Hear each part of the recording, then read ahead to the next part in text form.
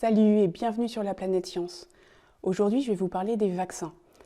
Alors, on ne m'a pas posé de questions dessus, mais j'avoue que j'en ai un peu assez d'entendre tout et n'importe quoi sur le sujet. Donc parlons vaccins, mais de manière rationnelle et de manière scientifique. Tout ce que je vais vous raconter est sourcé, donc vous trouverez les liens dans la description de cette vidéo.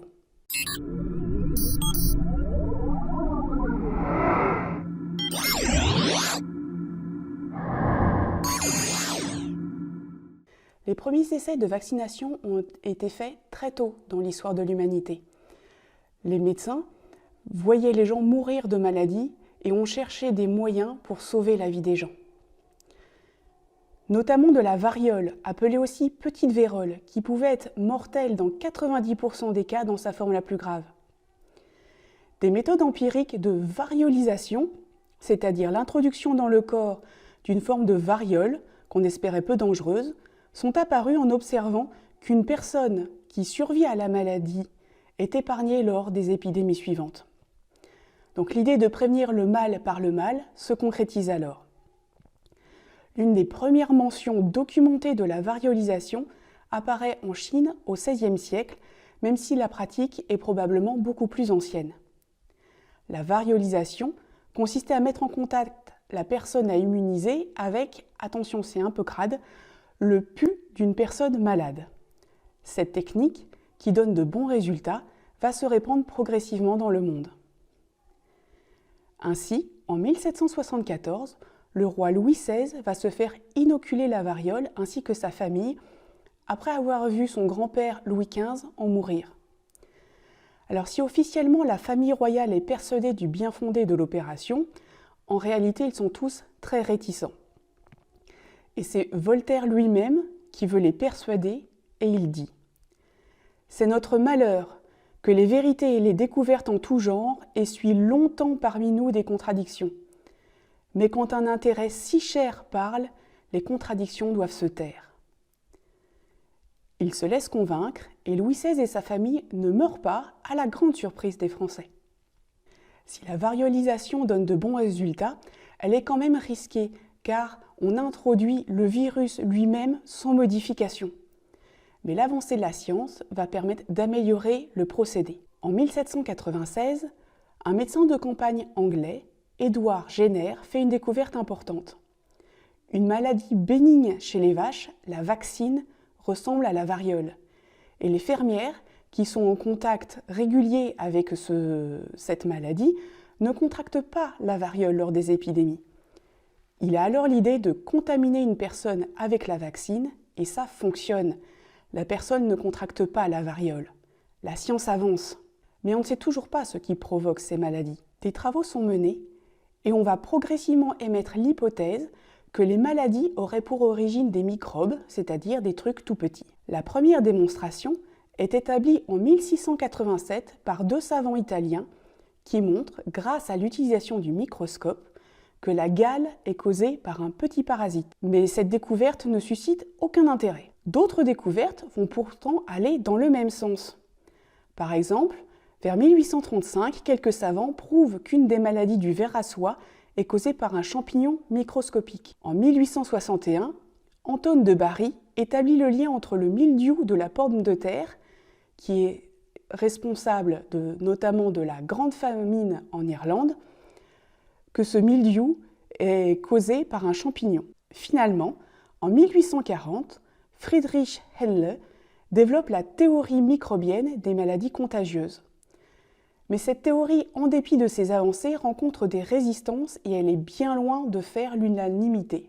Et voilà arrive Louis Pasteur. C'est un savant français du XIXe siècle qui va mettre au point, entre autres, un vaccin contre la rage en développant la technique de la vaccination moderne. Au début, il est indécis sur l'origine des maladies contagieuses humaines. Puis ses travaux vont l'amener à être persuadé que ce sont bien des micro-organismes qui en sont responsables.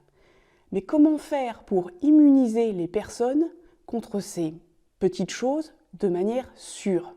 L'histoire raconte que durant l'été 1879, Pasteur et ses collaborateurs découvrent que les poules auxquelles on a inoculé des cultures vieillies du microbe du choléra des poules, non seulement ne meurent pas, mais résiste à de nouvelles infections. C'est la découverte du vaccin moderne. Comme pour la variole avec la vaccine, on va utiliser un virus amoindri. Mais cette fois, au lieu d'utiliser un virus inoffensif fourni par la nature, on va provoquer artificiellement l'atténuation. En l'honneur de Jenner et sa découverte sur la vaccine, Louis Pasteur appelle cette méthode la vaccination et il en énonce le principe. Inoculer des virus affaiblis ayant le caractère de ne jamais tuer, de donner une maladie bénigne qui préserve de la maladie mortelle. La vaccination va leur permettre de fournir des traitements contre les maladies infectieuses et mortelles jusqu'à l'éradication pour certaines, notamment la variole. Alors, comment ça marche ? Notre corps a plusieurs systèmes de défense pour se protéger contre les virus et autres bactéries et champignons. Tout d'abord, la peau, qui est une barrière entre le monde extérieur et nous. Mais le nez aussi, qui joue un rôle de filtre avant que l'air arrive dans nos poumons. Il y a également la salive dans la bouche, les sucs gastriques de l'estomac, qui sont là pour éliminer les trucs pas clairs de notre alimentation. Seulement certains microbes arrivent à entrer quand même. Une fois qu'ils sont rentrés, ils vont avoir affaire au système immunitaire. Alors je ne vais pas rentrer dans le détail, mais ce système est une sorte de police qui est là pour ploter tout ce qui est bizarre. Chaque système immunitaire possède une sorte de livre contenant les modes d'emploi pour combattre un certain nombre de microbes. Ce livre existe déjà à notre naissance.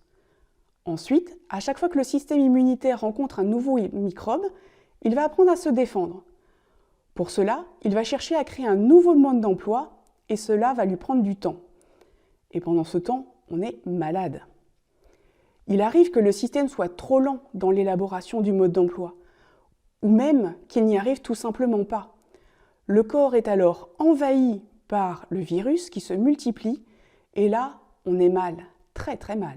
Quand tout va bien, le système immunitaire arrive à produire le nouveau mode d'emploi et s'en sert pour combattre le micro-organisme et l'éliminer. Histoire de pouvoir réagir plus vite la prochaine fois qu'il rencontrera le bidule, le système immunitaire va garder en mémoire ce nouveau mode d'emploi et ainsi compléter son livre. L'objectif du vaccin est d'éduquer le système immunitaire de manière préventive avant qu'il rencontre le virus, afin qu'il soit capable de réagir le plus rapidement possible s'il le rencontre. Le vaccin va demander en quelque sorte au système de travailler à l'élaboration du mode d'emploi. Dans le vaccin, selon la méthode inventée par Louis Pasteur, se trouve donc un virus atténué contre lequel le corps va réagir. Seulement, il arrive que le système immunitaire passe à côté du vaccin. Après tout, pourquoi se préoccuper d'un bidule inoffensif ? C'est là qu'interviennent ce qu'on appelle les adjuvants. Ils vont jouer le rôle de drapeau planté sur le virus pour attirer l'attention du système immunitaire et le pousser à se préoccuper de ce micro-organisme et en augmenter ainsi l'efficacité.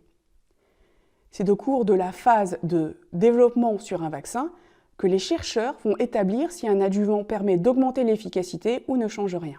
Voilà pour le principe du fonctionnement d'un vaccin classique. Ce type de vaccin à virus atténué est long à développer car il faut trouver un moyen pour désactiver le virus tout en lui gardant la même tronche que le virus en forme pour que le système immunitaire le reconnaisse.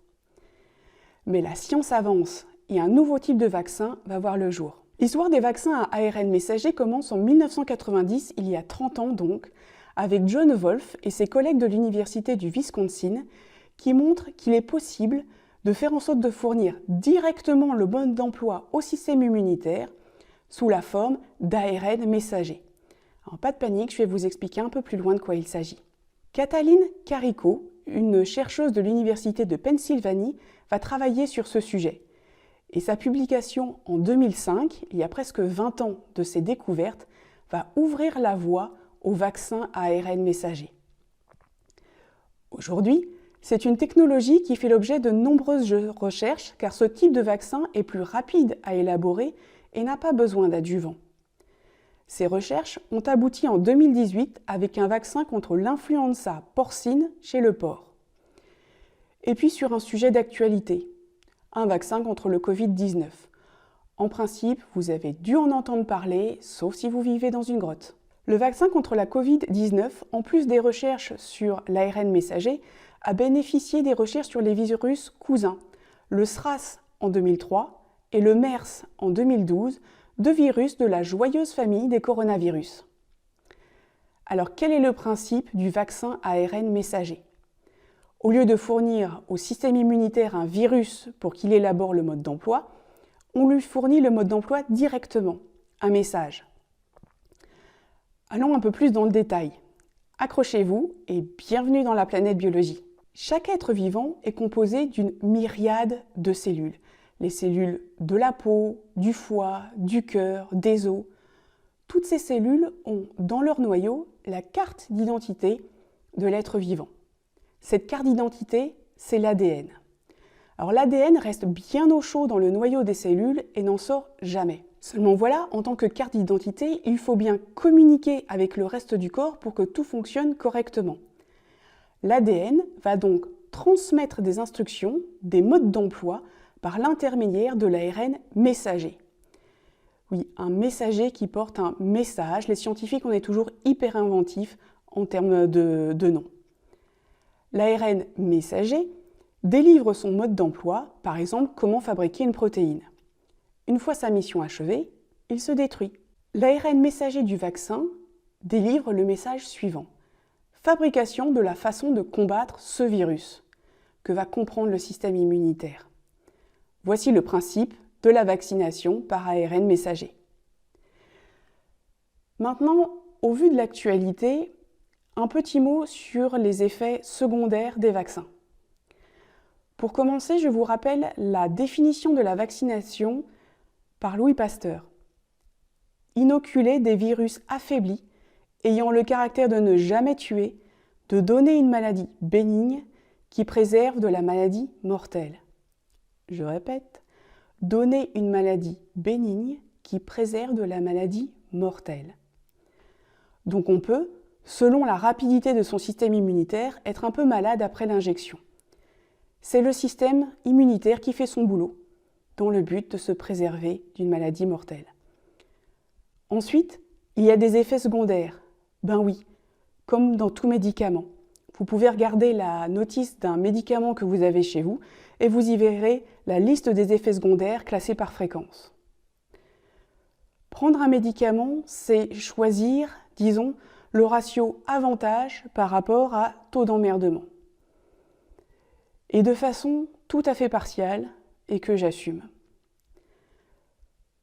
Par rapport à un virus, celui-là ou un autre, vous pouvez vivre sans vous préoccuper de tout ça, prendre le risque d'attraper le virus et peut-être de ne pas avoir de place à l'hôpital si tout le monde fait comme vous. Ou peut-être d'avoir autour de vous des soignants complètement exténués. Vous pouvez décider de rester confiné à vie pour ne pas risquer de contracter un virus et de respecter scrupuleusement les gestes barrières en permanence. Ou alors, vous pouvez choisir le vaccin et choisir de croire en la science. À vous de voir. À bientôt!